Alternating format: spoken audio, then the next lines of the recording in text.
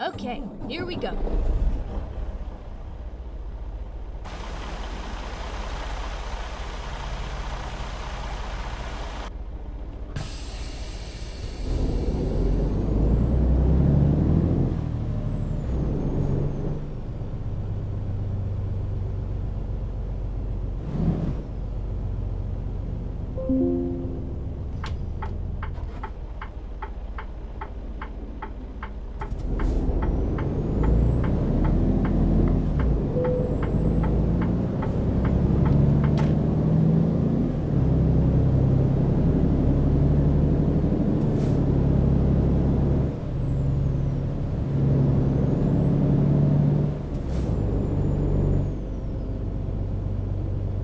Get ready to turn left.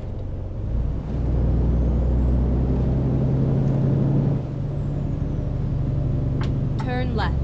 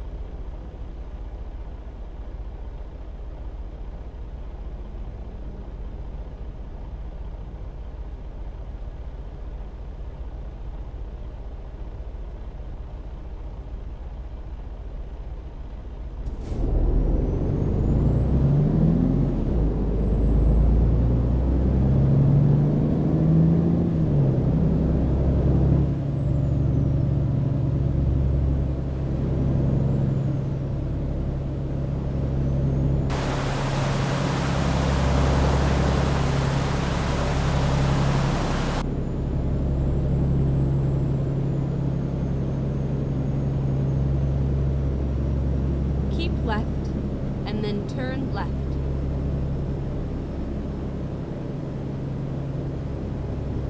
Turn left.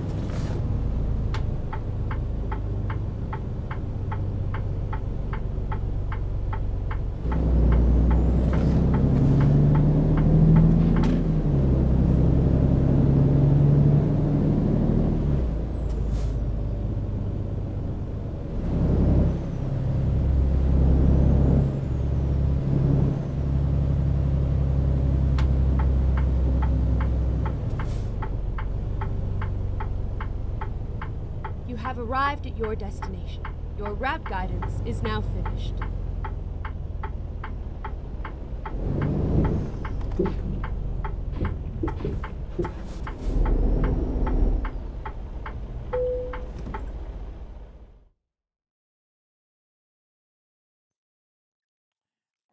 Morning, everyone. This is John Cat with the Freightliner Cascadia, Cascadia.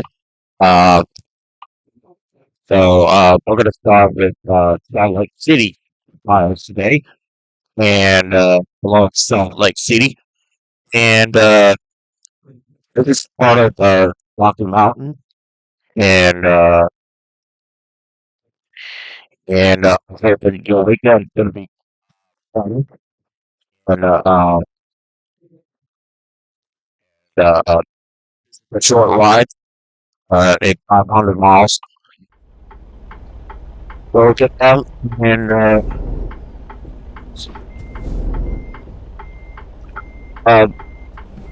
just gonna get those miles and moving for the move off.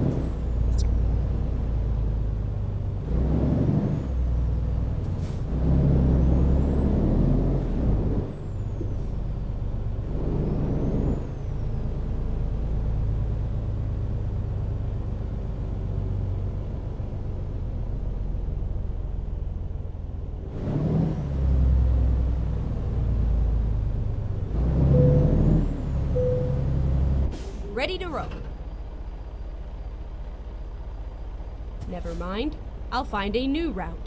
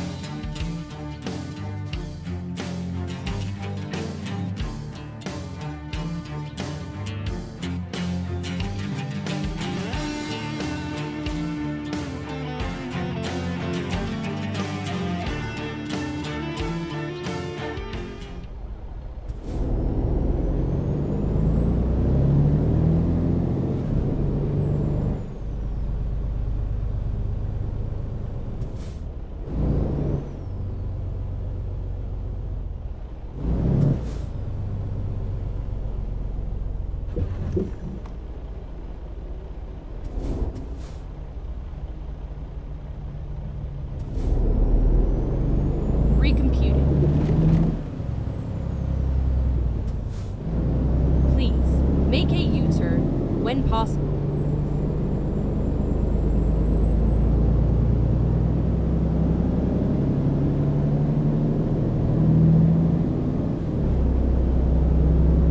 Keep right, and then turn right. Turn right.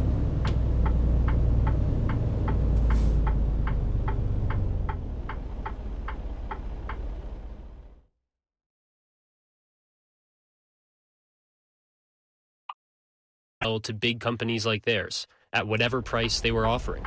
You had to take their contract or you couldn't grow potatoes. It kind of sounds like they won the main potato war. I would say they didn't lose much, except, well, they lost a lot of money, but it was like peanuts to them. It was nothing. Nearly 50 years later, the J.R. Simplot Company is still one of the biggest privately held companies in the United States. You've almost certainly eaten one of their potato and then products. Turn left. As for the main potato growers, Dunn says without the futures market, they could no longer effectively hedge their risk, no longer lock in high prices and protect against a bad market. This made farming riskier. These days, there still is a sizable main potato crop, but when you think of potatoes, you don't think...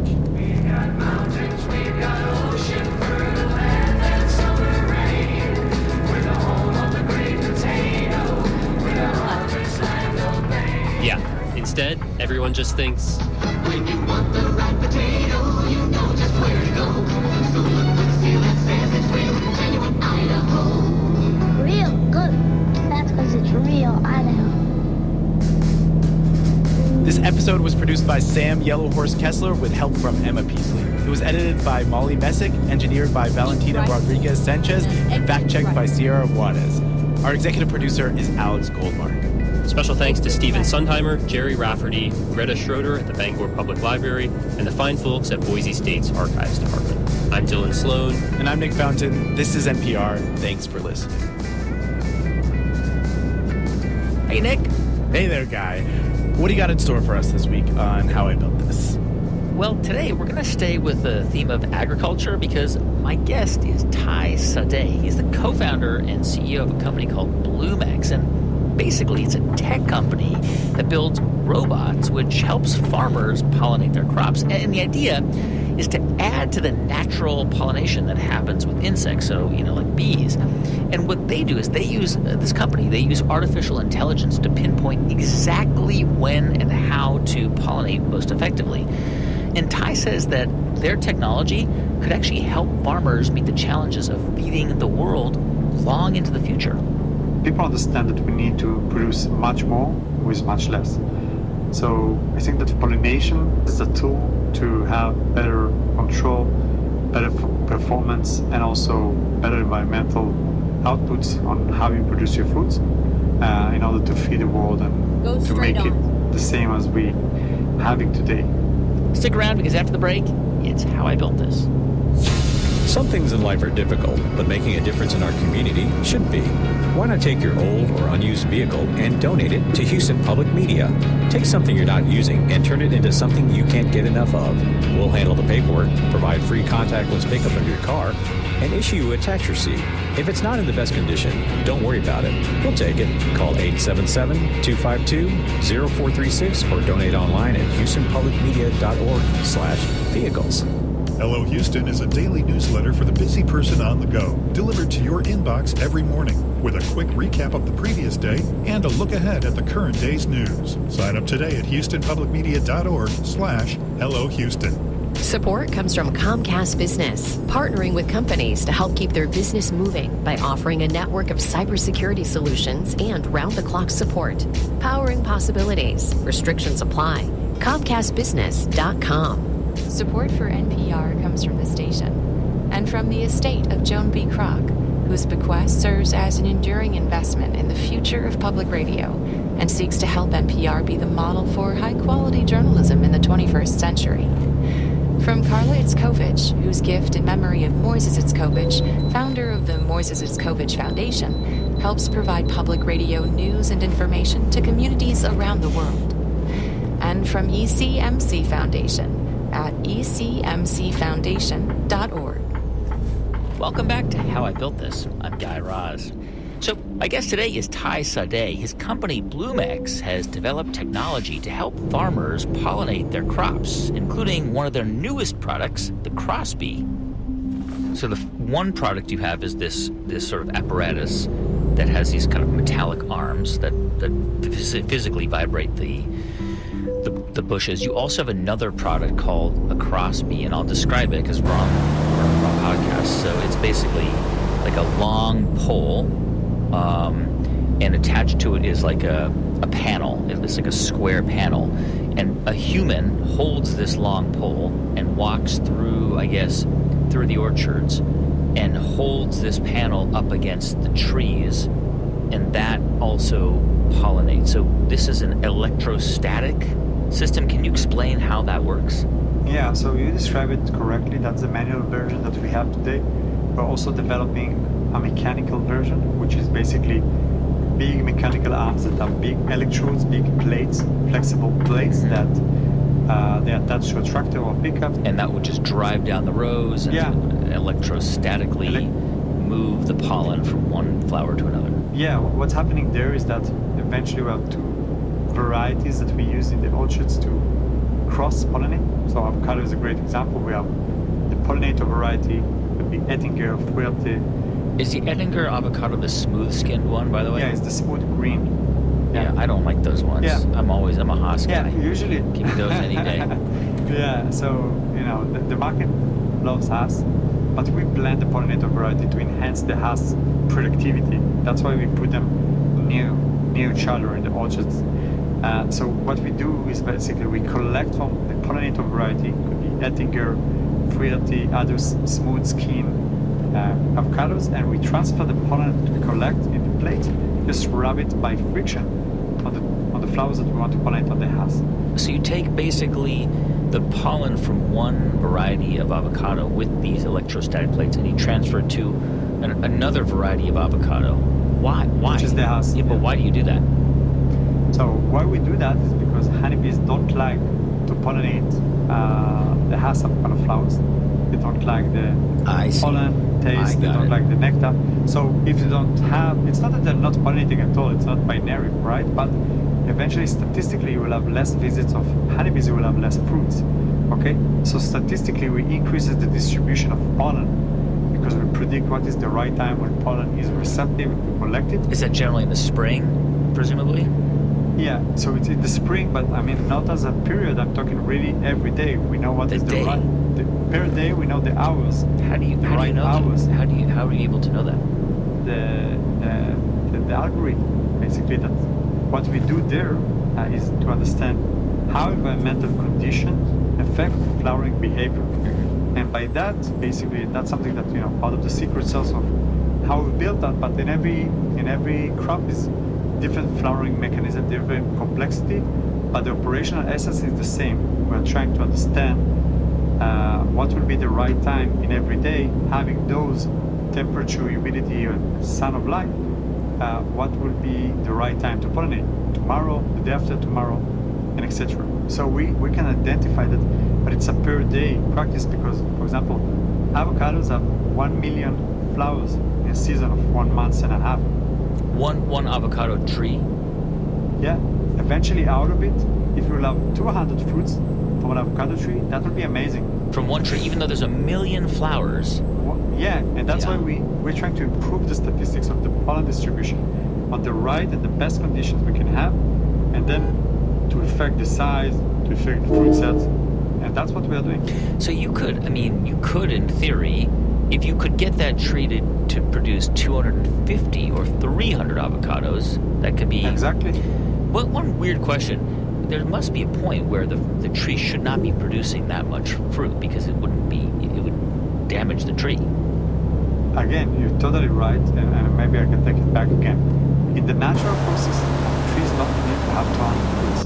We're trying to optimize that from a commercial perspective. Yeah. But for the trees to reproduce themselves, you don't need that amount. So yeah, there is this balance of what we're trying to take out of the tree, but also, in our perspective, do that responsibly. Yeah. Avocados and other crops that we are dealing with, pollination is a limiting factor for yield. Okay. Okay. So there is a very big gap that we can increase the yield responsibly without taking too much resources from the trees. That will be like a negative effect in the following years. Okay, not demanding too much of the tree. That's kind of our philosophy, and that's very important. We are focusing on crops that have pollination challenges. It's not that every crop have pollination challenges. Citrus don't have pollination challenges because honeybees, where we use them, they love citrus. Yeah, they just love that. But avocados are challenging. Avocado challenging, mangoes, lychees, almonds, apples, cherries, blueberries, cocoa, coffee. And so those are the crops that you're mainly focused on? Those are in the pipeline. We are still not there yet with all of that. Yeah. But yeah, definitely. So where do you see the biggest potential for your technology to be used? So the main activity we started with avocados, and that was more in Latin America where the market is, Colombia, Peru, Mexico. So we started engaging with companies there in our validation process. And from there we also understand that blueberries is a very big opportunity which suffers from pollination limitations, and it's growing rapidly in Peru, Mexico, and I would say generally orchards and the outdoor that we want to leverage our crossbreeding.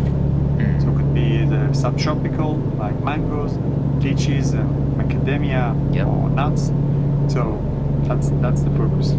It's interesting because you mentioned avocados and blueberries, and those are two significant crops, particularly in the U.S. market. I think some of that has to do with their beneficial health qualities around inflammation, reducing inflammation. And I know there's been a lot more interest in blueberries and raspberries. I just read an article in the New York Times about avocados and how in Mexico, there are a lot of land is being cleared to produce avocados, which presents its own challenge and own problems because there's rainforests that are going to be cleared and land that's going to be cleared to build avocado farms. But if you could increase the yield per hectare, I guess in theory, you could prevent some of that environmental destruction by clearing land to make more and more farms.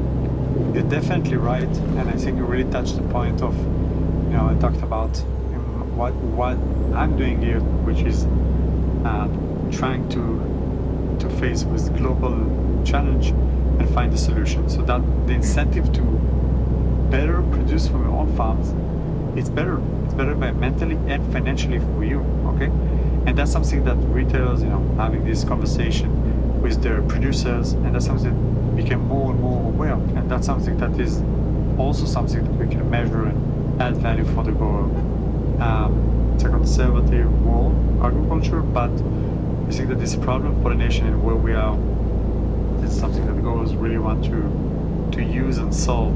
If this Go straight technology on. becomes the standard, right? And you mentioned that growers are conservative, that farmers are conservative, which makes sense. I mean, they know what they're doing, right? They're many of them are coming from have this generational wisdom that's been passed down to them.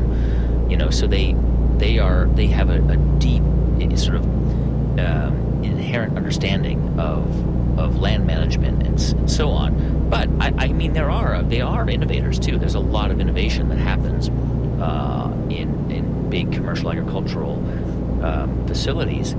So if this technology is widely applied, in theory, you wouldn't need to develop that much more land, because you would just increase the yields in existing plots of land.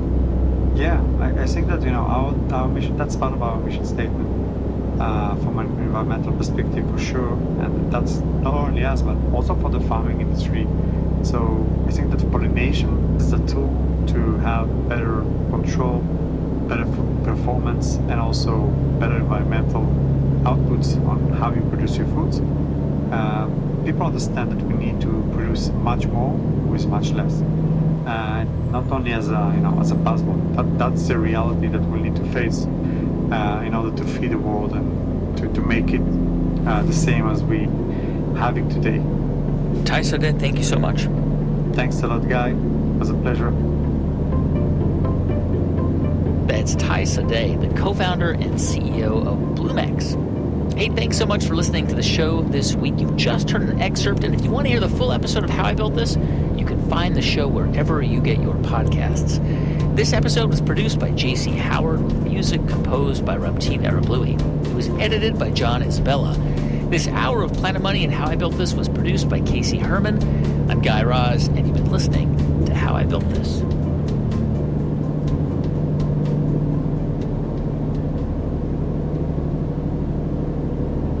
Support for NPR comes from the station and from BetterHelp, committed to supporting mental health through therapy and helping clients find balance. Clients are matched with one of 35,000 therapists for online therapy from anywhere at betterhelp.com/public. From Corporation for Public Broadcasting, a private corporation funded by the American people. And from the William T. Grant Foundation, supporting research to improve the lives of young people at WTGrantFDN.org. PBS NewsHour. Now more than ever, you need news you can trust. PBS NewsHour. Unbiased, in-depth news that delivers substance over sensationalism. PBS NewsHour. Cutting through the noise with news that matters. World-class journalism that brings unrivaled national and global perspective home to you. PBS NewsHour. Elections, conflict, climate. Trust a news source that provides fair, thoughtful coverage of the events that impact our lives. PBS NewsHour. Weeknights at 6 on Houston Public Media TV 8.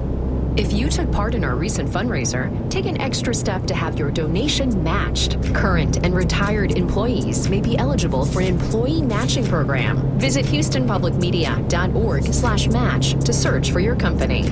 Support for Houston Public Media comes from BKV Energy, providing Texan homeowners and renters with fixed-rate electricity plans and straightforward options. Rates and plan details available at bkvenergy.com.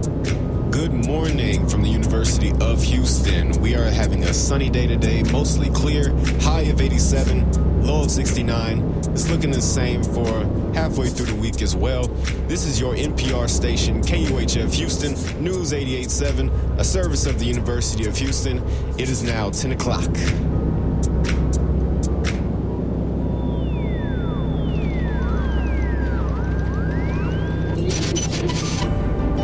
From NPR and WBEZ Chicago, this is Wait, Wait, Don't Tell Me, the NPR News Quiz.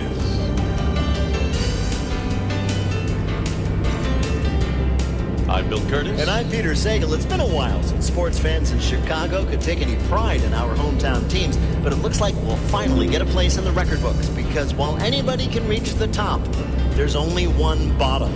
We'll ask how much further south the South Side team can go. Plus, John Leguizamo talks about moving from blockbuster films to public broadcasting. And Bill Curtis talks about the day he showed up to do his newscast in a sleeveless T-shirt. I feel like I made very unintentional rage bait. We'll ask who's really making people upset on our quiz right after these calming news headlines.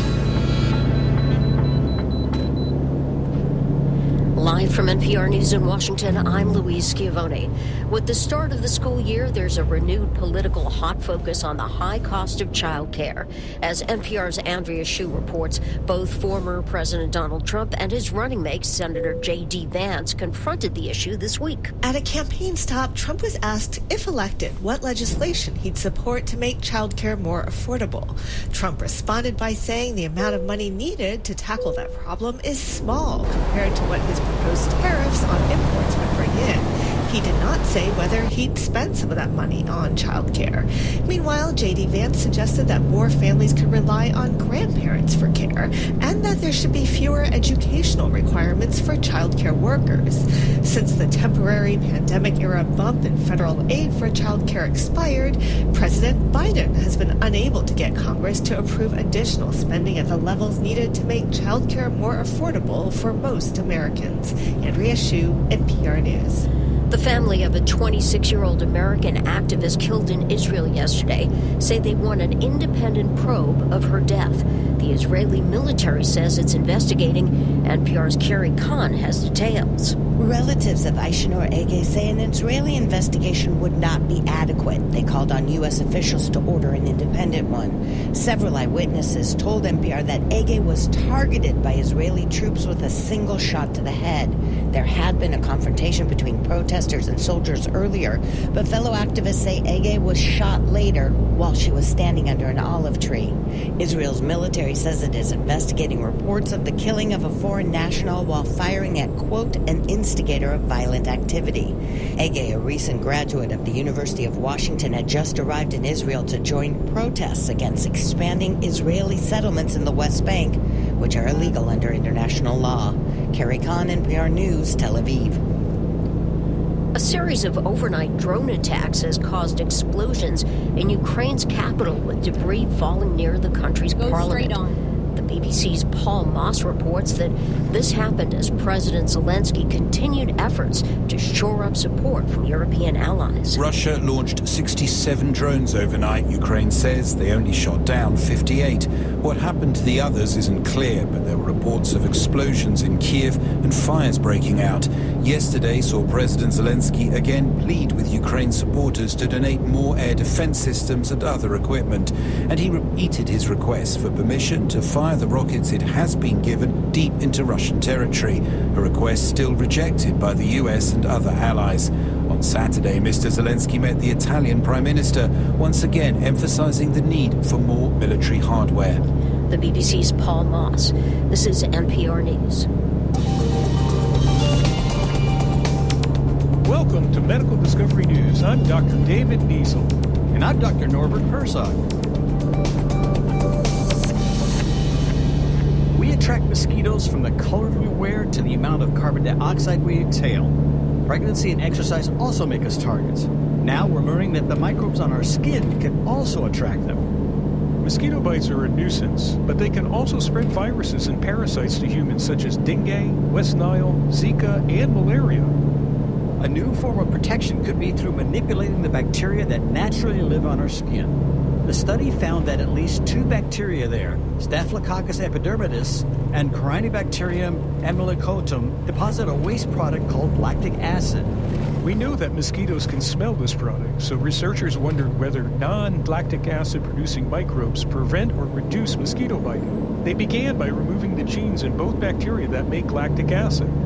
They coated the skin of lab mice daily for 3 days with these engineered bacteria and measured how attractive they were to mosquitoes for 1, 7, and 14 days. All the lactic acid deficient strains were up to 86% less attractive up to 2 weeks after treatment. Even when mosquitoes landed, their biting activity was lowered. If we created lotions with these engineered bacteria as a skin probiotic, people could become way less attracted to mosquitoes. It's not as effective as DEET, but lasts much longer and doesn't have the side effects that some people have with this insecticide. We are Drs. David Niesel and Norbert Herzog at UTMB and Quinnipiac University, where biomedical discoveries shape the future of medicine. For much more and our disclaimer, go to medicaldiscoverynews.com or subscribe to our podcast. Sign up for expanded print episodes at illuminatscicom.com.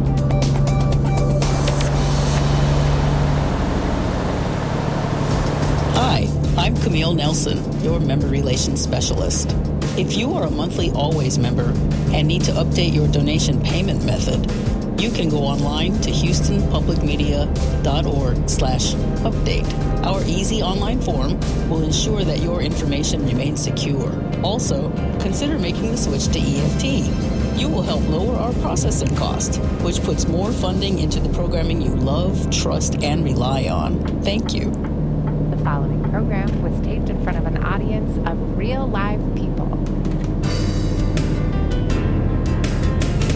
From NPR and WBEZ Chicago, this is Wait, Don't Tell Me, the NPR News Quiz.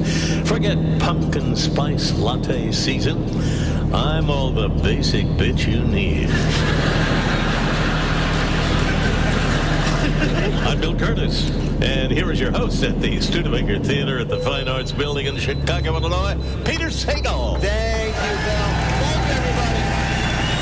Thank you, everybody. We have a great show for you today. Later on, we're going to be talking to actor John Leguizamo about his new documentary series for PBS. The man has starred in 100 movies and TV shows, but he's finally made it to the promised land, public broadcasting.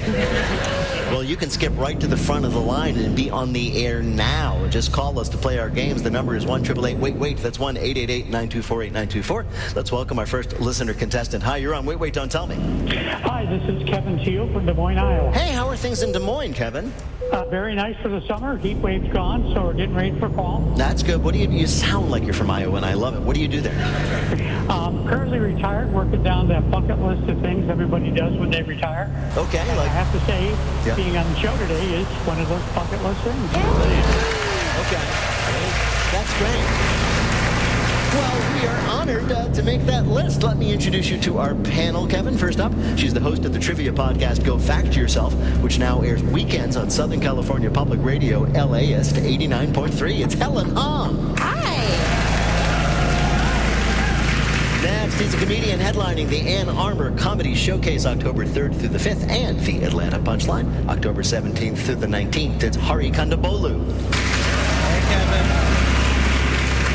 And a humorist and woodworker who is the founder of Hatch Space Community Woodshop and School in Brattleboro, Vermont. He can make one hell of a spice rack. It's Tom Bodette. Hello, Kevin. So, Kevin, welcome to the show. You're going to play Who's Bill this time. Bill Curtis is now going to read for you 3 quotations from this week's news. If you can correctly identify or explain just 2 of them, you will win our prize, the voice of anyone you might choose for your voicemail. Are you ready to go? Ready to go. Okay, your first quote is from Baltimore Orioles play-by-play broadcaster Kevin Brown. The White Sox have just gone full White Sox. Brown was reacting to yet another Chicago White Sox loss as they approach the Major League Baseball record for what? Most losses in a season, I think 107, 108 right now. You're very good, yes. And they, of course, are not. The Chicago White Sox are on track to end the season, if they go according to their current pace, with a record of 36 wins and 126 losses, which would be the worst record in baseball's modern era. Now, for decades, the White Sox have tried to get just a fraction of the national attention the Chicago Cubs always get, and congrats, guys. You found a way. I love this team, Peter. I love this team. You love, tell me the things you love about it, I love the fact they make regular people feel like they too could play Major League Baseball. Yeah, that was my impression. I was like, I could be on that team. I could do just as well. You know, if you say that one more time, you might get a call from them. These are things that really happened to the White Sox this season. A player was hit in the face by a warm-up throw. A game against the Braves was delayed because they couldn't find their first base coach. What? It's possible he defected. And just this week in Baltimore, 3 players ran into each other trying to catch a ball. They did not catch the ball, and 3 runs scored. I could play on this team, Ari. I could. The 3 of us could play on this team. I mean, it comes from the top down. You know, like the manager, Grady Sizemore, he's been asked a lot of questions about this, about all these losses. He said, quote, "It's not about wins. It's just about competing and playing together as a team." Nah, bro, it's about wins. Yeah. Oh, it's Totally about There's wins. no participation trophies in the Major League. Well, some traditionalists are against it, but the league will be letting the White Sox hit from a tee for the rest of the season. All right, Kevin, here is your next quote. Bloody hell, my 44th birthday is in a few days. That was a social science researcher reacting to a new study that discovered we rapidly do what at age 44 and then again at age 60? I'd say mental health decline. Everything declines. I'll give it to you. We age rapidly at those 2 points. A new study by scientists at Stanford has shown that most people don't age gradually, as you might have thought. Instead, you have basically aging spurts. The first big wave is at 44, and the second is when you realize that all of your favorite child stars are on TV doing commercials for prescription drugs. I'm 41 right now, so does that mean I have like 3 more years of youth? Yeah, Before you so fall I off the can. cliff. This is the time to go full on Rumspringer. Like, this is the time. Yes. No, this is when you start working on your delusions. When I was 44, that was still 4 years before I decided to have 2 more children. So, I mean, that's delusion. Yeah, that was poor decision making. And the other milestone was what? 60, apparently. It happens again at 60. Yeah. What I really noticed there is, like, before 60, like, you still have your strength, you know? You can still do things. And if something wouldn't, like, go, it was stuck, you pull harder and it would go. But after 60, you pull harder and something in you goes, you know? Yeah. You still have the strength, but it's not connected to anything. Yeah. It's not the jar that opens. This all has to do, by the way, with the biochemical markers of aging rather than, say, your appearance. Scientists analyzed thousands of stool samples and nasal swabs from people at various ages, and the results suggest that there's a significant leap in aging at age 44, because that's when people realize, oh my God, I have grown up to be somebody who analyzes stool samples for a living. I think I'm 69 this year, and I think there's another milestone. It's a mental thing. Like, you know how you're going around the house, you have your phone or something in your hand, you're doing something, you set it down, and then you just can't find it. Yeah. Where did you set it down? You know, and that's your whole life, right? You know, north of 60. But something happened this week where it was a popsicle. Oh, that's a problem. No! Then Now you're on a timer. Yeah, it's a click. It's a clock. That really raises the stakes. And you can't call Siri to a popsicle. No, there's no, like, find me beep or anything. You just know it's making a mess somewhere, and you can't remember where. Wow. And did you get to it in time, Tom? Yeah, and it was on the bathroom sink, so it wasn't a horrible thing. All right. Your last quote is from a New York TikTok design influencer named Lindsay Judish, talking about her latest innovation in home decor. I feel like I made a very unintentional rage bait. Ms. Judish worries that she might have gone too far when she helped spread the trend of decorating the inside of your what? Kitchen? It's in your kitchen. People decorate their kitchen because normally you can see the kitchen, but this is like taking that to the nth degree. I'll give you a refrigerator. Yes, the inside of your refrigerator. It is called fridge-scaping. Not to be confused with fridge scraping when you remove whatever has been stuck to the bottom of the crisper for the last year. Fridge-scapers will decorate the inside of their fridges with matching containers, elegantly arranged vegetables, and mood lighting, sometimes including candles. Ms. Judish even does themes inside her refrigerator, like a British royal theme she calls Fridgerton. Which is great, because no one will disturb the display, because now they're too nauseous to eat. I do this. No, you don't. I do. I have vases in my fridge, and by vases, I mean jars of spaghetti sauce that I forgot were back there. Yeah, and there's something growing in them, so they're like vases, right? Right, it is. That's our fridge. It's more like gardening than decorating. Yeah. Are there little paintings in there too? Like Well, I mean, if you can look at pictures, look at TikTok where there are, all kinds of these trends. They're basically like still lifes. And there's some carrots next to some beautifully arranged asparagus. It's nice. People do it in themes. Other themes include enchanted forest, edible flowers and mushrooms, or perhaps the recently divorced guy theme, which is 8 soy sauce packets, half a bottle of flat beer, and an IKEA Allen wrench he's been looking for a month. And a half melted popsicle. Bill, how did Kevin do on our quiz? Kevin was so good. He got 3 in a row, which gives you a perfect score, Kevin. Well done. Kevin, thank you so much for playing. You're welcome. Take care. Right now, panel, it is time for you to answer some questions about this week's news. Helen, the Chicago Sky WNBA team recently announced that they'll be replacing their current mascot. That's because their current mascot is a what? Is it a cloud in the sky? No. Is their current mascot a white sock? What are the chances? Can I have a hint? I can give you a hint. What's interesting about this mascot is that he would not be allowed to play in the WNBA.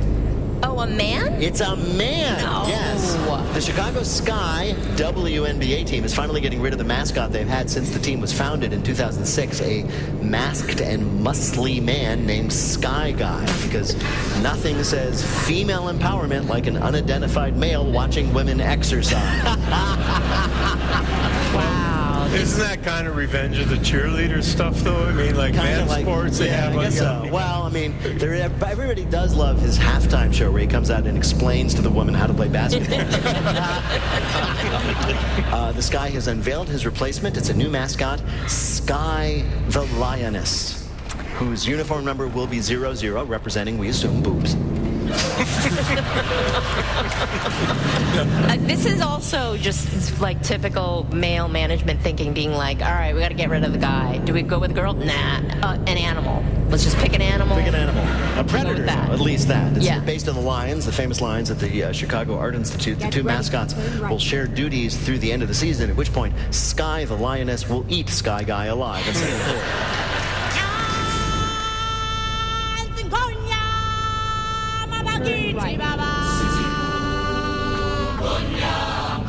Coming up, clean up in aisle 9 is our Bluff the Listener game. Call 1-888-WAIT-WAIT to play. We'll be back in a minute with more of Wait, Wait, Don't Tell Me from NPR. Maybe you start your day with the news on Morning Edition and catch up later with All Things Considered. Well, news doesn't wait. Stories evolve during the day, in courtrooms, financial markets, on the streets, and at kitchen tables, locally, nationally, around the world. Hi, it's Robin Young. Each weekday, check in with Here and Now for the news as it's happening. That's Here and Now from WBUR and NPR News. Here and Now, weekdays beginning at noon on News 88.7. Support comes from Tacoma Rock, presenting pianists Jeremy Dank and Alexander Cantorau, international string quartets, jazz from Brad Meldau and Christian McBride, and more. More about the 24-25 season is at tacomara.com. Support comes from Rice University's Master of Liberal Studies, designed to sharpen the critical thinking and research skills of working adults in a community of diverse, passionate learners. More at gls.rice.edu. Support comes from Specs Wine, Spirits, and Finer Foods. Texas family-owned and operated since 1962, offering a large selection of wines, spirits, and beers to choose from. Details at specsonline.com. The fun starts here. Support also comes from Comcast Business. From Main Street to Wall Street, Comcast Business provides business solutions ranging from cybersecurity solutions to round-the-clock partnership, powering possibilities. Restrictions apply. Support for NPR comes from NPR stations and Made in Cookware. Made in Cookware is crafted by chefs for use in restaurants and home kitchens around the world. Their cookware can be found at madeincookware.com. JTV Jewelry Television, offering more than 40,000 jewelry designs, including gemstone rings, bracelets, and earrings in silver and gold. JTV can be found on TV or at jtv.com. And Progressive Insurance, where drivers can compare direct rates using Progressive's rate comparison tool. Customers can see options and rates side by side. More at progressive.com or 1-800-PROGRESSIVE. From NPR and WBEZ Chicago, this is Wait, Don't Tell Me, the NPR News Quiz. I'm Bill Curtis. We are playing this week with Tom Bodette, Hari Kondabolu, and Helen Hong. And here again is your host at the Studebaker Theater in Chicago, Illinois, Peter Sagal. Thank you, Bill. Thank you so much. Right now, it is time for the Wait, Don't Tell Me Bluff the Listener game. Call 1-888-WAIT-WAIT to play our game on the air, or check out the pinned post on our Instagram page at WaitNPR. You'll find all the information you need there. Hi, you're on Wait, Don't Tell Me. Hi, this is Rebecca from Grand Rapids, Michigan. Hey, Rebecca, how are things in Grand Rapids? They're okay. It's almost fall. I'm just going to comment. That was not overly enthusiastic. Yeah. You're not with the Chamber of Commerce, are you? Yeah. Are you from Grand Rapids? I grew up here, but then I spent a long time in Philadelphia and San Francisco. Yeah. And that's where I left my heart. I understand, as is traditional. I understand. Okay, well, welcome to our show, Rebecca. You're going to play the game in which you must try to tell truth from fiction. Bill, what is Rebecca's topic? Trouble at the grocery store. Supermarkets have all kinds of problems. There are supply chain issues. There are milk spills. The guy who keeps squeezing the other customers and yelling, "Not ripe yet." This week, we heard about another problem plaguing a grocer somewhere in the world. Our panelists are going to tell you about it. Pick the real one, and you'll win the Wait Waiter of your choice on your voicemail. Are you ready to play? Yes, I am. All right, let's hear first from Helen Hong. A grocery store in Italy is dealing with a mafia shakedown that's way more adorable than Goodfellas. The Sicilian town of Bendotti has been plagued by a gang of street dogs that are menacing shops into paying them protection fees in the form of deli meats. A pack of about 20 dogs maraud from shop to shop, and if they're not tossed at least a few slices of salami, they block the entrance, growling and barking at potential customers. Back in the day, we used to have to pay off the mafia. Now we have to pay off the pafia, complains the owner of the only grocery store holding out. "Wah, wah, wah, wah, wah, wah," exclaimed one of the gang members. Which probably means, "Why is this guy being so stingy? We just want to wet our beaks. We'll even take bologna." Thank you. You're welcome. Grocery store in Sicily getting threatened by the Pafia, a pack of dogs who demand cold cuts as tribute. Your next story of something mucking up the mart comes from Tom Bodette. In the Spanish city of Bilbao, police responded Tuesday to a flash mob of hopeful romantics packed inside a Mercadona food store looking for love. Singles have been drawn to the supermarket chain across Spain after a TikTok video gone viral claimed they can find romance if they visit between 7 p.m. and 8 p.m. and put a pineapple upside down in their trolley. Other items in someone's trolley provide clues about their intentions. Chocolates or sweets mean the person is looking for long-term relationships or something more serious. A wobbly wheel means you are not paying attention at all and probably came in for pineapple and dates to actually eat, which is the problem. But it's a problem rival grocery chain Lidl would like to have. They've launched their campaign to encourage customer hookups in its stores, but with watermelons. Eggplants, watch your six. A grocery store in Spain overwhelmed by people who come in not to shop, but to signal to each other their willingness to mix using upside-down pineapples. Your last supermarket snag comes from Hari Kondabolu. Indian supermarket chain Reliance Fresh Supermarkets are dealing with protests around the country after rumors of the return of classic Indian soda Gold Spot proved to be false. Gold Spot was a hugely popular orange soda that was discontinued after Coca-Cola entered the Indian market because, capitalism. Older Indians ranging from 35 to 80 lined up to be the first to receive new bottles of Gold Spot, holding banners reading, "You kids don't know what's good," which is actually quite funny when translated into Hindi. The stores attempting to pacify the angry mobs gave away free cans of orange Fanta, which were instantly thrown back, exploding like Molotov cocktails and drenching employees with an inferior orange soda. Coca-Cola released a statement saying they, quote, "stand behind Fanta during this troubling time. And though it's not provable, it's a shame Pepsi would stoop to this." So one of these things happened at a supermarket or supermarkets somewhere in the world. Look from Helen Hong, a supermarket in Sicily being, held for hostage by a pack of wild dogs who demand their daily cold cuts.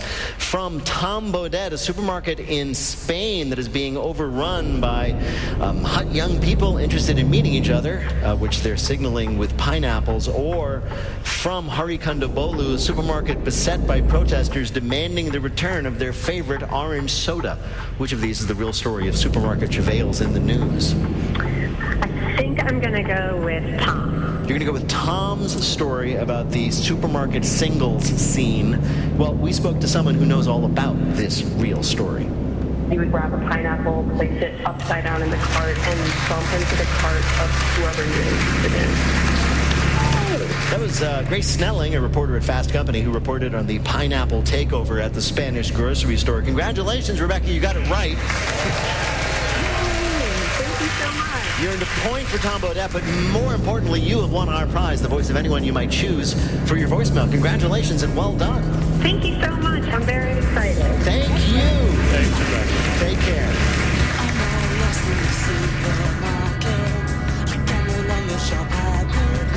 And now the game where we ask people to answer questions about things they know nothing about. It's called Not My Job. John Leguizamo came up in the theater and stand-up scenes of 1980s New York, but his first big film role was as Luigi in the movie Super Mario Brothers. And according to him, after 3 decades of film, TV, theater, and activism, he has just about made up for that. His latest project is Voces American Historia, the untold history of Latinos, which premieres September 27th on PBS. John Leguizamo, welcome back to Wait, Wait, Don't Tell Me. Oh, so good to be back. It's great to have you. Been too long. I know, we've just wondering when you were going to call, man. It's so good to talk to you again. And we're so excited to get you now because we've been following your career, obviously, for many decades, and we're so excited you have finally reached the pinnacle of achievement, public broadcasting. Yes, an overnight success after 40 years. I know, but was it weird? Because maybe I'm wrong, but everything you've done has been in Hollywood and TV and New York theater and touring theater. Public broadcasting fans tend to be a little more passive-aggressive. So expect people to say to you, "So John, what did you think of your series?" And don't worry, I'm an actor. I'll tell them exactly. I love myself. So the series American Historia, the Untold History of Latinos, I understand was inspired by one of your many one-man shows.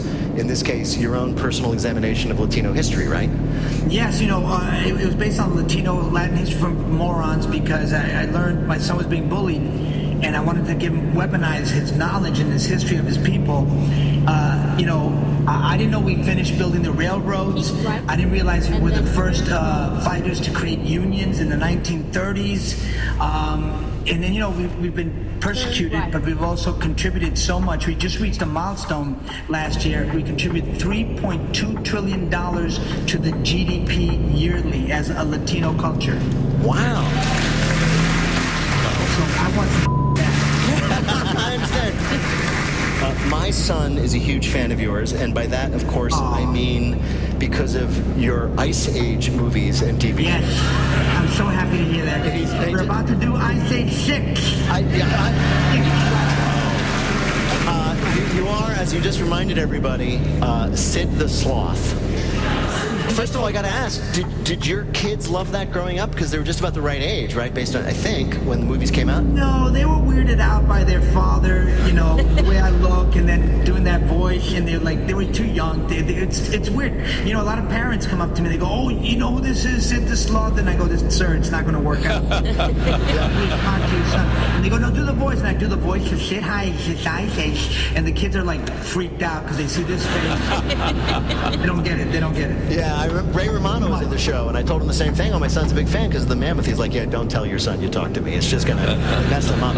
We read, so you play, for those unlucky not to have seen the 4,000 Ice Age movies and TV shows and video games, you play Sid the Sloth, the prehistoric sloth, and we read that you actually got really deep into the research for his voice.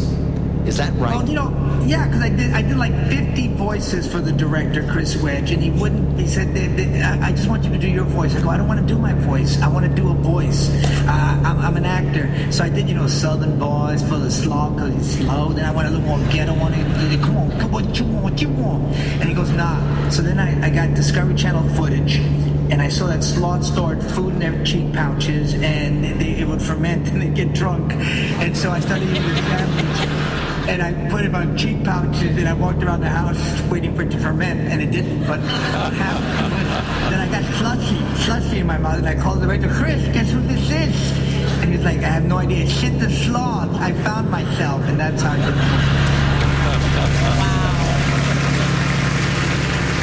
That's amazing. You do belong on PBS. Yeah. Next time I'm sitting watching the movies with my son, I say, that's historically accurate. Among the many, many things you do, you've done these one-man shows where you play all these characters, and as you just demonstrated, you're really, really, really good at voices. Have you ever used that power for evil? Yes, of course. I mean, when I was much younger, it was great because people, when the school would complain, they would call my house, and I would answer as my mom, and I go, oh, he what? No, he's fantastic. Oh, you want to expel him? Well, expel it for me. And I would mess with them for hours, and they wouldn't be able to expel me. Really? They tried to expel me. Did your mother know you were doing that? No. Please, no. But now she knows now because you blabbering. You mentioned your mother. We also read that, your mother to this day sees, everything you do and offers a critique afterwards. Yeah, my mom's very judgmental, and I think I get it from her a little bit. We both watch PBS too much. Yeah, I know, man. I'm telling you. And she does. She comes to every show and, she sits front row. And then she comes afterwards, oh, John, that was fantastic, but I didn't really like the punchline. It didn't really hit the way I thought it would hit. It did murder. And I was like, Mom, please stop criticizing. You're just my mom. Just be unconditionally loving for once.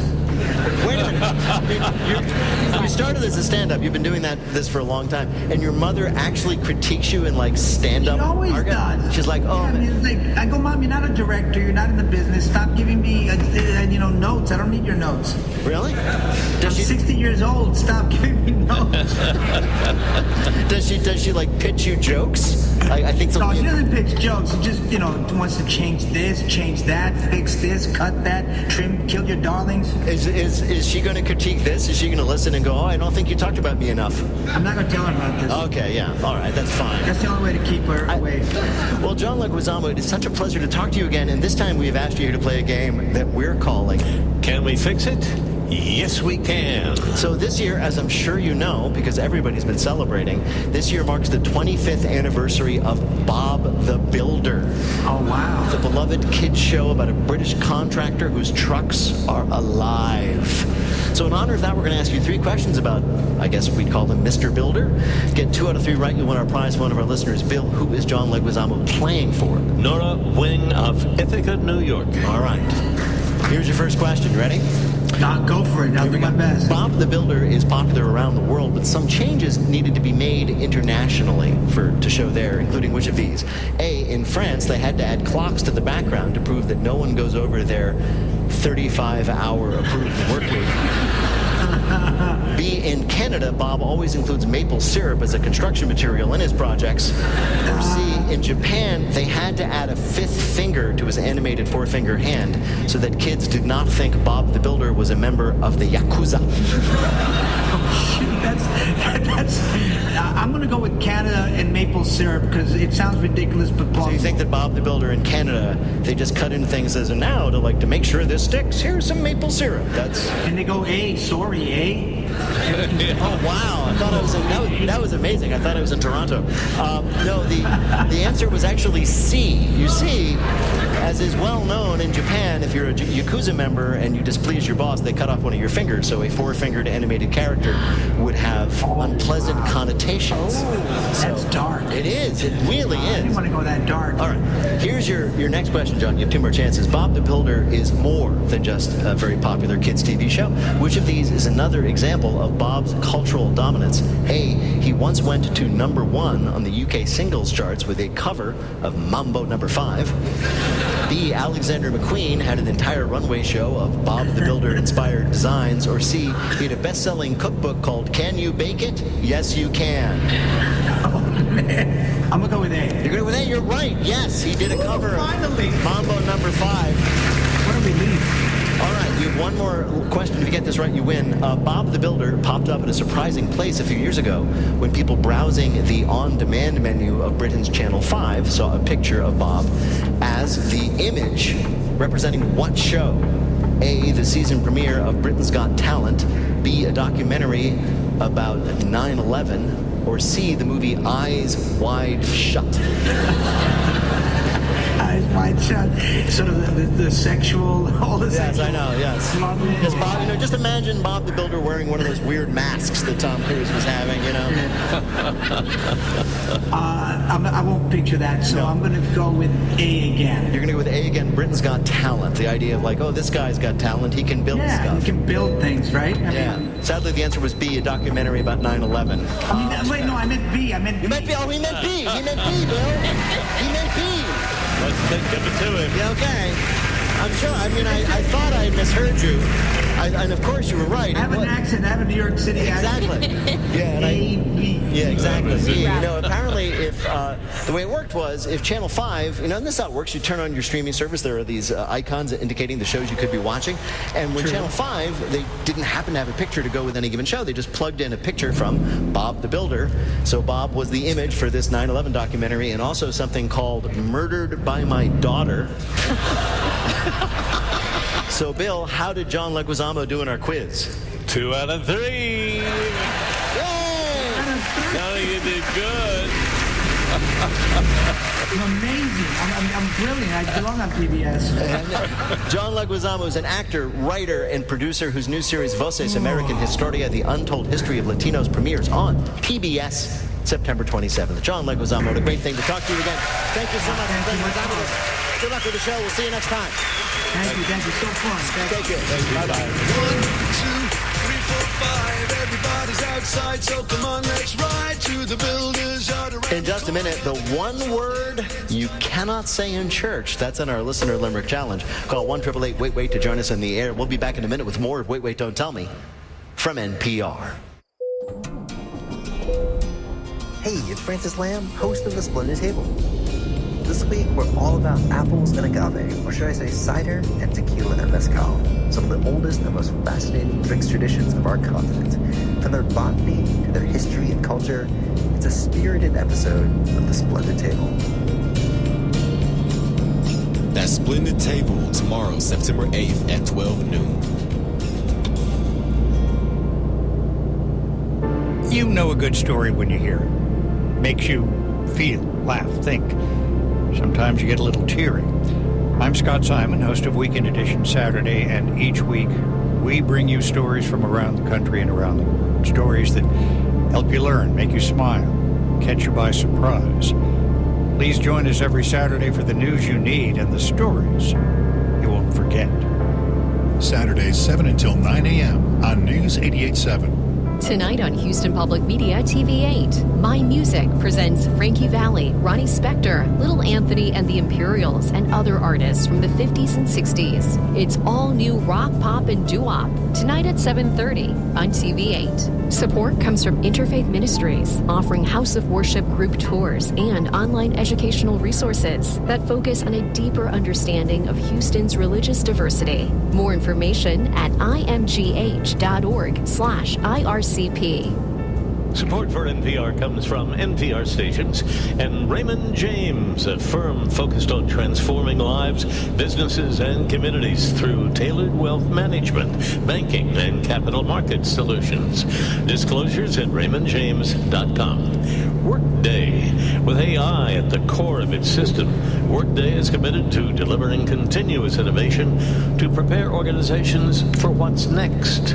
Workday, an enterprise platform for finance and HR rockstars. And Indeed, designed to be an end-to-end hiring solution for businesses of all sizes to attract, interview, and hire candidates, all from one platform. Learn more at Indeed.com/NPR. From NPR and WBEZ Chicago, this is Wait, Don't Tell Me, the NPR News Quiz. I'm Bill Curtis. We're playing this week with Hari Kondabolu, Tom Bodette, and Helen Hong. And here again is your host at the Studebaker Theater in Chicago, Illinois, Peter Sagal. Thank you so much. In just a minute, Bill finally gets around to watching the hit movie Oppenheimer. If you'd like to play, give us a call at 1-888-WAIT-WAIT. That's 1-888-924-8924. Right now, panel, some more questions for you from the week's news. Tom, office workers around the world are suffering from a new condition, dead what syndrome? Dead ass. Yes, dead butt syndrome. Yeah. Dead butt syndrome is a condition where you sit for so long that your butt doesn't just fall asleep, your butt muscles actually forget how to work. What? Yeah, it's technically called gluteal amnesia. What? But that does not mean that you have forgotten that you have a butt. Imagine that. Imagine if that were the case. Every time you'd sit down, you'd be like, oh, what's that thing? You know, this is a real thing. Apparently, if this happens, the rest of your body starts trying to compensate with your core muscles, and that can cause lots of pain. It happened to Tiger Woods. For real. Weird. Right. How does the rest of the body compensate for what the butt does? How would your shoulders step in there? They just get more bulbous. Yeah, I don't know. I don't know. Helen, according to a new study, 1/3 of people in Britain think that if asked, they could do what? Get with somebody really hot. Think they could It's probably true. put out I'm sure there's probably fire. far more than 1/3 of people that think that. Can I have a hint? You need a hint, Sherlock? Oh, they could solve murders. Yes, exactly right. They think that they could solve a murder. Well, of course, British people can solve a murder, because if you watch any British crime shows, They always get solved by British people. Exactly. and the technique, if you watch enough, it's very simple. What you do is you look around town, you check with the people who knew the victim, and if any of them have ever appeared in a Harry Potter film, that's the culprit. But if you think about it, given how many murders that seem to be happening in every little small parish and seaside town in Great Britain, it's more than likely that 1/3 of Britons are actually murderers. I mean, it's an old country, and they've been cooped up on that island together for a long time, and they probably have a lot of murder fantasies because they're constantly and so they're confident, I know how I would do it. Yeah. So what they're saying is, I could solve the murder. It would probably be me, given the way I'm feeling. But I can't blame them for thinking they can do whatever they see people doing on TV. After watching the Olympics, I definitely think I could break dance. Tom, if you're an employee in Japan, you can now pay a company to do what on your behalf? If you're an employee, to quit. Yes. Yeah. Quit your job for you. What? Did you just guess that? I did. It's a new. Yeah. It's a I'm new. trying to think, what's the worst thing as an employee that you have to do? It's like, Well, okay. Let me explain it, and then I'm going to ask you a question. So, this is a new company called Exit, and frustrated workers in Japan can pay to have someone else call up and quit your job for you. The standard service costs $200, but most employees recommend adding the $100 making a scene bonus package. Hello, I am here to relay a message on behalf of Julie, specifically to screw you, Mark, and screw especially you, Linda. Finally, will someone kindly direct me to the conference room where I have been instructed to take a dump? That's an awesome service. That says so much about the Japanese culture and how different it is from American culture. I totally get that. But Tom, you said you would pay for someone to do that, but isn't like quitting your job like something that we all look forward to? I never really had a job. Well, that's all hypothetical. So I would have thought it'd be really difficult, because you're letting somebody down, and No, taking the dump part is the best part. Right. Yeah. Maybe I've tried to be a really good employer when I employ people. This is what you do. So- You go directly into the office kitchen, you put a whole fish in there in the microwave, you set it on like 14 minutes. So when my former office manager did that, she was sending me a message. Yeah. I get it.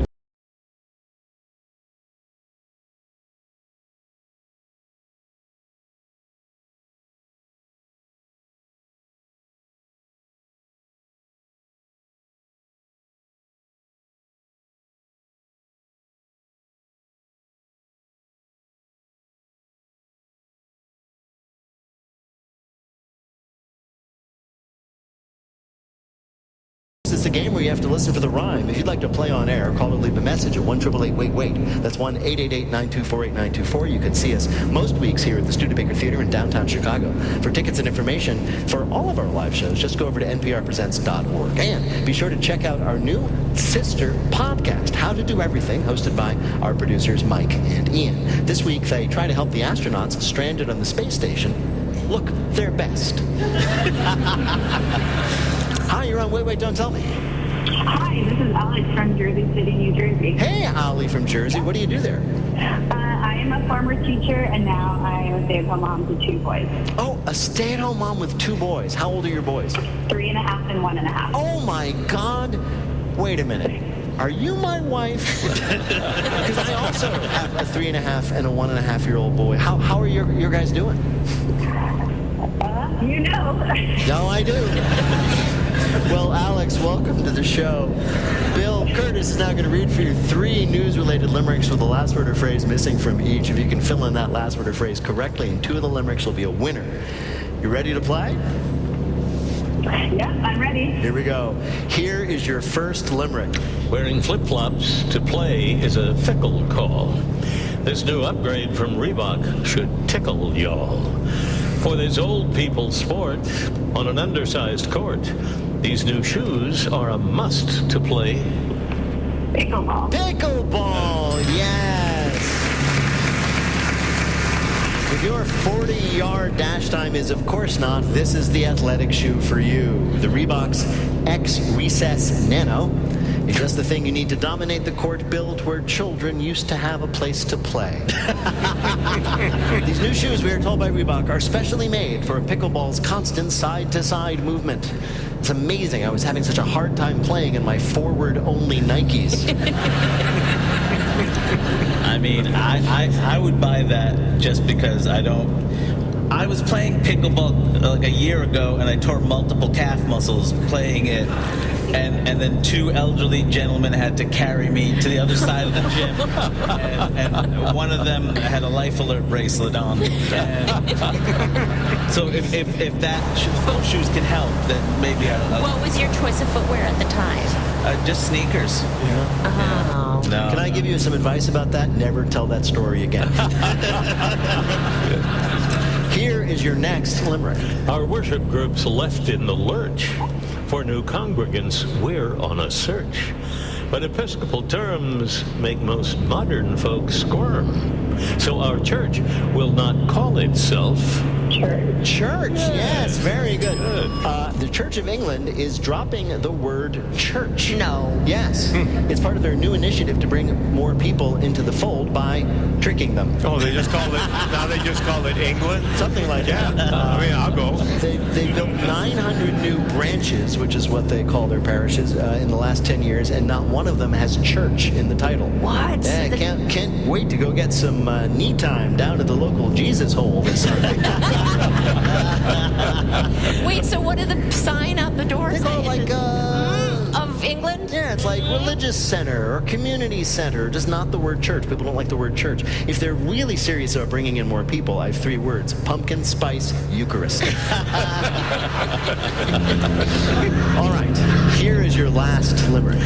Not all movies are major sensations, made for overly long adulations. The festival crowd is just endlessly loud.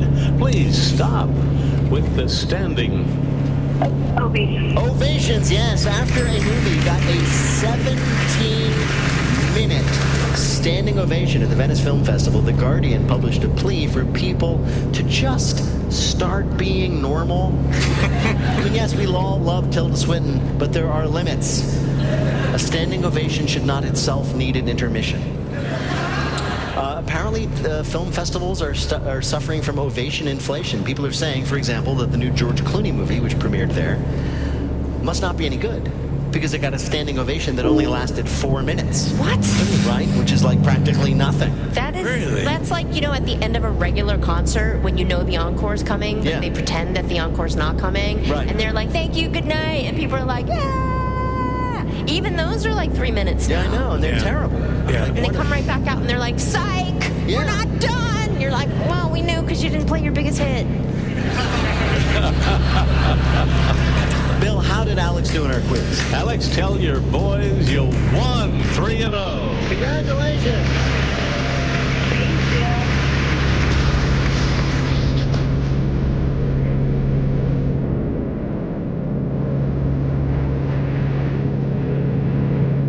Now on to our final game, Lightning Fill in the Blank. Each of our players will have 60 seconds in which to answer as many fill in the blank questions as they can. Each correct answer now worth 2 points. Bill, can you give us the scores? Helen has 2, Tom and Hari each have 3. All right.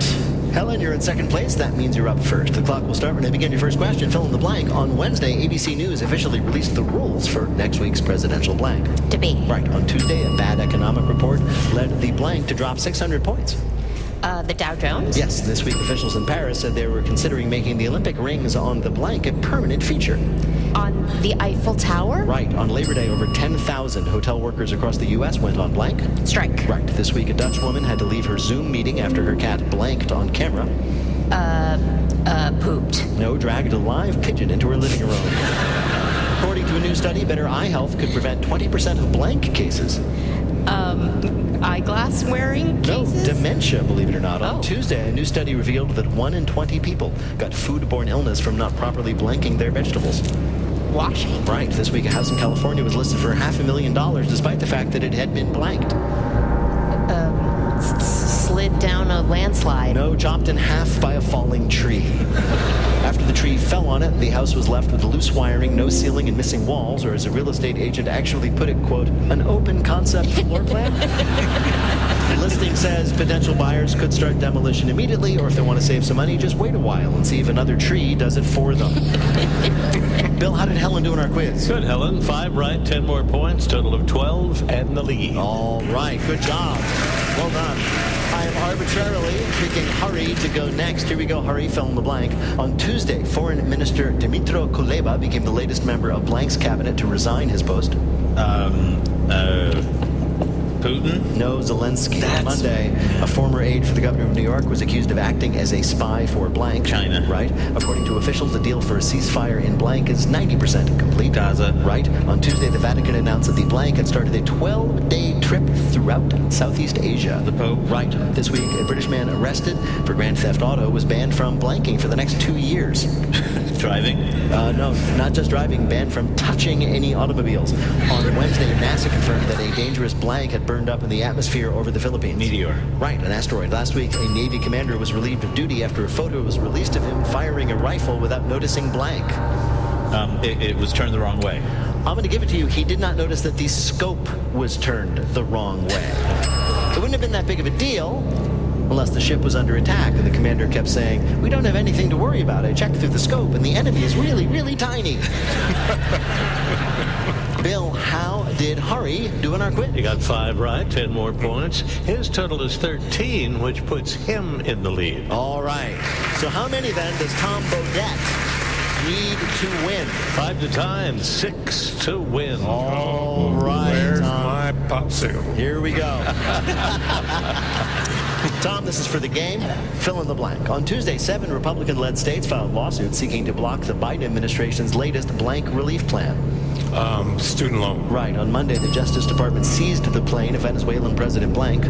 Maduro. Right. On Thursday, Blank pled guilty in his tax evasion case. Hunter Biden. Right. On Wednesday, the Department of Labor released a report showing that U.S. blank openings were the lowest they had been since 2021. Job. Right. The German Navy said the British should not look for a, quote, deeper message in their recent decision to blank. I don't know. Shell. London. No. The German Navy said there was no deeper message in their decision to send a warship down the Thames River through the center of London, blasting the Imperial March from Star Wars. That's what I said. That's what I said, kind of. On Monday, Joey Chestnut broke his own world record by eating 83 blanks in 10 minutes. Hot dogs? Yes. On Swiss, the official airline of Switzerland is modifying their new planes because their new first-class seats were found to be blank. Too square. No, so heavy they'd make the plane nosedive.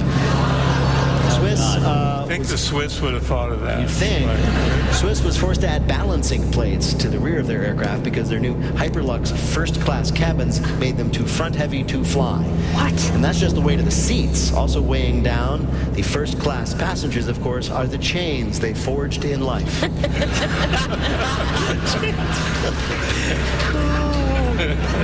Comedy.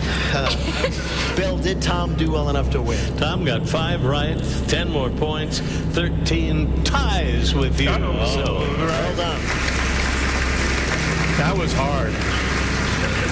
In just a minute, we're going to ask our panelists to predict how will the Chicago White Sox celebrate becoming the worst team in the history of modern baseball. But first, let me tell you all that support for NPR comes from NPR stations and Smart Mouth, committed to the prevention of bad breath for 24 hours. Smart Mouth mouthwash, toothpaste, and more can be found nationwide at stores or at smartmouth.com. JTV Jewelry Television, a TV shopping network offering a range of colored gemstone jewelry, including tanzanite, turquoise, and ruby. Available on TV at jtv.com. And Angie, dedicated to helping homeowners find skilled pros to get their home projects done well, from everyday repairs to major remodels. Reviews, pricing, and booking are at angie.com or on the Angie app. Wait, Don't Tell Me is a production of NPR and WBEZ Chicago in association with Urgent Haircut Productions, Doug Berman, Benevolent Overlord. Philip Goedeke writes our limericks. Our public address announcer is Paul Friedman. Our tour manager is Shana Donald. Thanks to the staff and crew of the Studebaker Theater. BJ Liederman composed our theme. Our program is produced by Jennifer Mills, Miles Dornbos, and Lillian King. Special thanks this week to Monica Hickey and Blythe Robertson. Peter Gwynn took the week off to decorate his fridge. Emma Choi is our vibe curator. Technical directions from Lorna White. Our CFO is Colin Miller. Our production manager is Robert Newhouse. Our senior producer is Ian Chillog. And the executive producer of Wait, Don't Tell Me is Mike Danforth. Now, panel, how will the White Sox celebrate having the worst record in baseball history? Hari Kondabolu. They're headed to space in a shuttle designed by Boeing. Helen Hong. Well, they're definitely not washing their socks. And Tom Bodette. They won't have to, because they're going to turn management over to the Chicago political machine and somehow win 32 of their last 20 games. If that happens, we'll tell you about it on Wait, Don't Tell Me. Thank you, Bill Curtis. Thanks also to Helen Hong, Tom Bodette, Hari Kondabolu. Thanks to our fabulous audience here at the Studebaker Theater in downtown Chicago, Illinois. And thanks to all of you for listening wherever you may be. I'm Peter Sagal. We'll see you next week.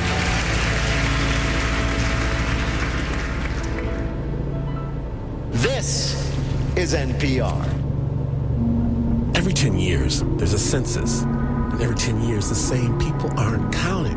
Almost like it's part of the plan. Because to the powers that be, if you're not counted, you don't count. On the next day of judgment, the census powwow. miss it.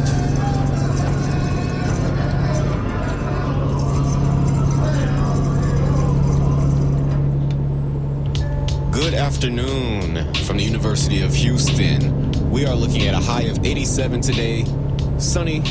It's going to be clear tonight as well. Low of 69. Tomorrow is looking pretty much the same. Sunny as well. Tuesday, we're going to see showers, thunderstorms, 70% chance of precipitation. Right now, it is 80 degrees. This is your NPR station, KUHF Houston News 88.7, a service of the University of Houston. It is now 11 o'clock. The state of Iowa has a little more than 3 million people. 1 million come to the state fair. Strolling past the swine barn and the kids' talent show stage, the lemonade shake-up stands, and the many, many corn dog stands, and the Central Iowa Railroad Club exhibit building, and the chainsaw art, and the live snakes, and the vast, slowly moving rivers of people. Every one of those million is here on their own personal quest for what they want out of the fair. Stuff they want to do, stuff they want to see. Everybody has their own mission. Declan and Killian, for instance, 7 and 9 years old, brothers from a suburb of Des Moines. They want to see the giant bull. Killian, the big brother, talked to my coworker Diane Wu. Why are you so excited to see the bull? It's one of my favorite animals. How come? They can see red, and red's my favorite color. What? You said it was black like every day. His little brother Declan with a fact check about Killian's favorite color being black. Another fact check, bulls can't actually see red. Boys wander around the outside of the cattle barn, looking for the right entrance. Super size bull. That way. The bull's name is Teddy Bear. It weighs 3,060 pounds. Signs duct taped onto the pen say, "Do not touch the bull," which is like, yeah. What do you think? That's cool. And big. I thought it would be smaller. It'd be smaller, okay. A little bit. When you see a giant animal, if you're a kid or an adult, what is there to say? Other than, yeah, okay. That's about right. Elsewhere,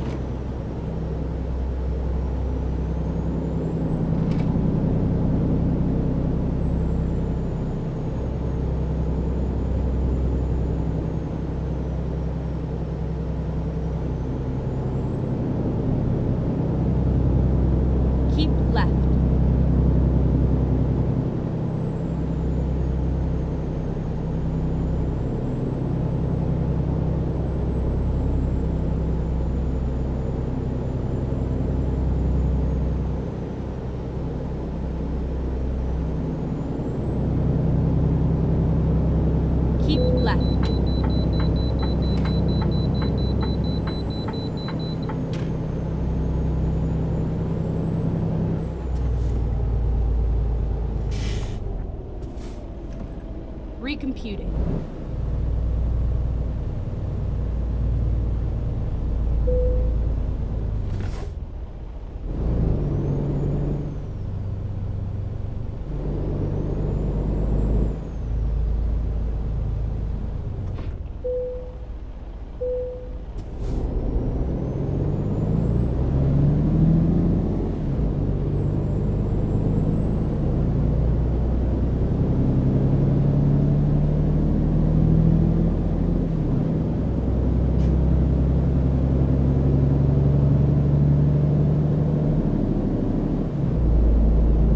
Keep left.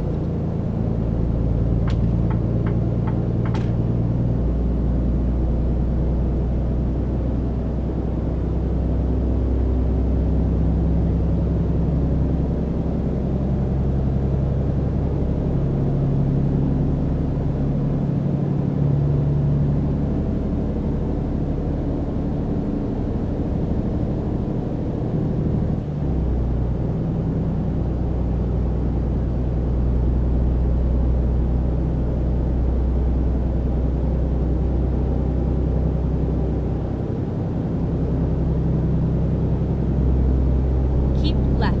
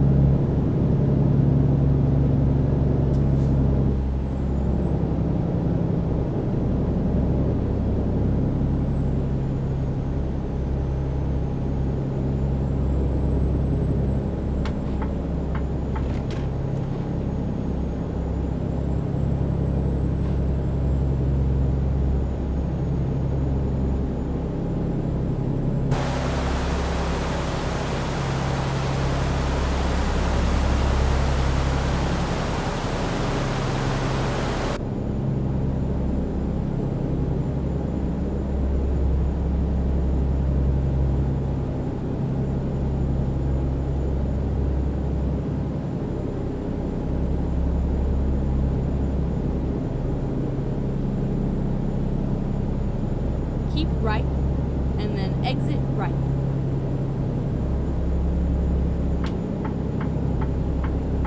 Exit right.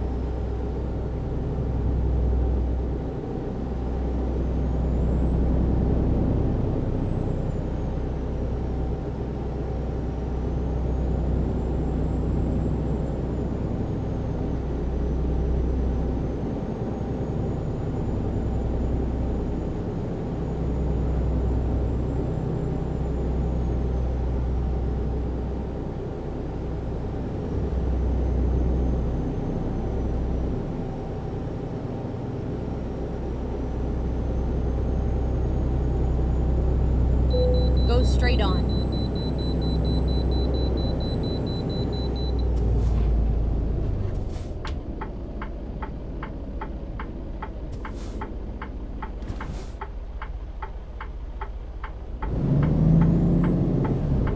Okay, let's find a new route.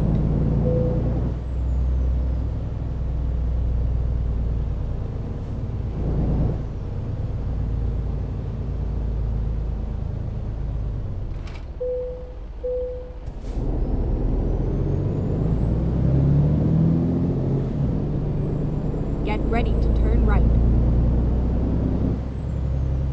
Turn right.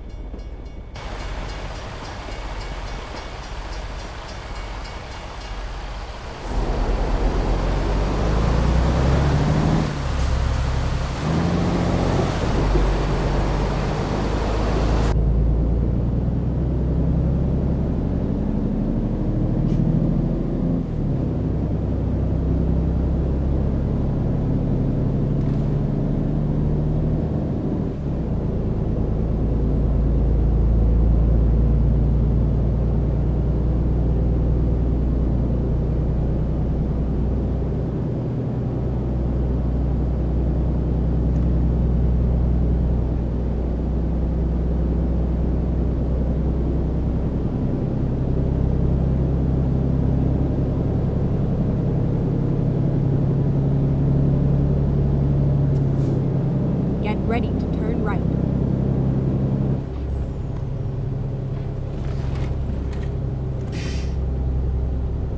Turn right.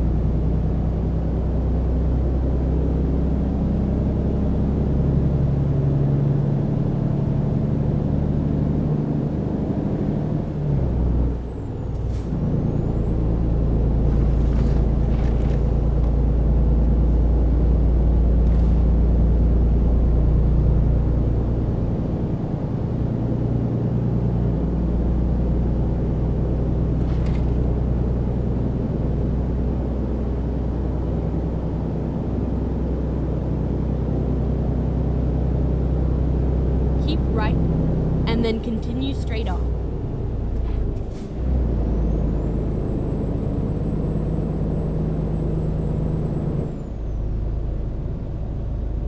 Go straight on.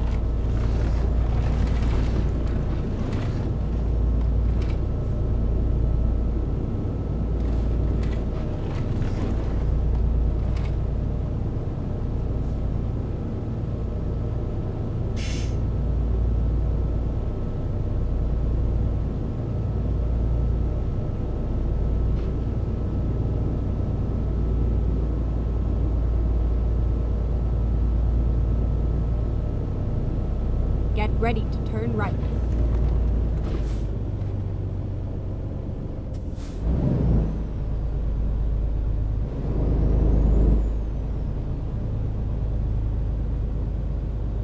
Turn right.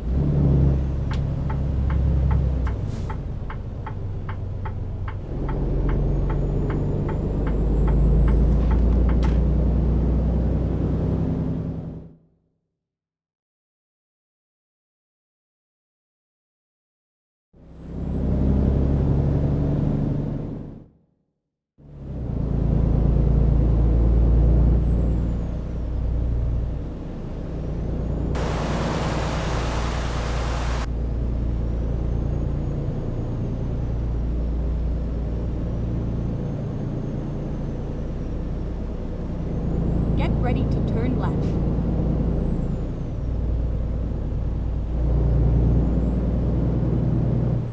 Turn left.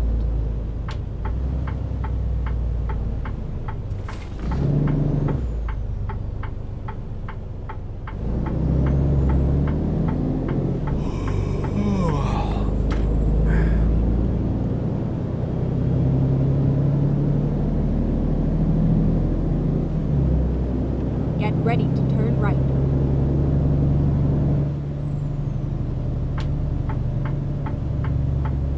Turn right, and then turn left.